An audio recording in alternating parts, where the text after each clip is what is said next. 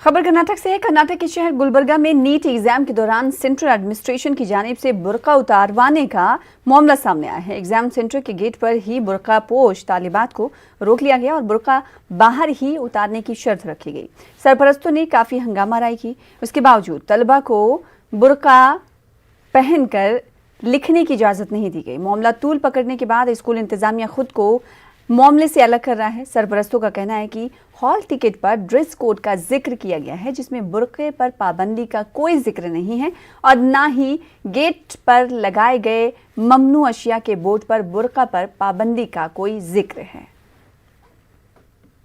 बुरखा हमारी शरीयत है, बुरखा हमारा ईमान है। हम बुरखे को जो है हमारी खातून के लिए उसको जो है इज्जत समझते हैं। आप यहाँ पर गेट पर जो है यहाँ पर शिक्षा देने के बहाने उनके जो इज्जत उतारने की बात करते हैं।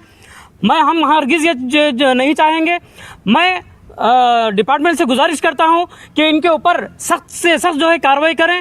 वो वॉचमैन कहता है कि मुझे स्टाफ ने इंस्ट्रक्शन दिया और जो स्टाफ हैं उनको पता ही नहीं है कि क्या चल रहा है, और यहाँ पे जो प्रिंसिपल है उनको भी गेट का सिस्टम पता नहीं है, और यहाँ का जो मैनेजमेंट है और जो यहाँ के एग्ज़ाम सेंटर के सुपरिटेंडेंट है वो भी डिनाई कर रहे हैं, उनको भी अपडेट नहीं है। एक नेशनल लेवल का एग्ज़ाम सेंटर है और आपका एंट्रेंस सिस्टम पे इतना स्टूडेंट्स के साथ हरासमेंट किया जा रहा है।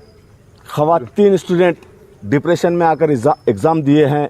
अगर आज उनके एग्ज़ाम में कुछ ऊंच नीच हो जाती है, उनका पूरा साल बर्बाद होगा। इसके ज़िम्मेदार कौन?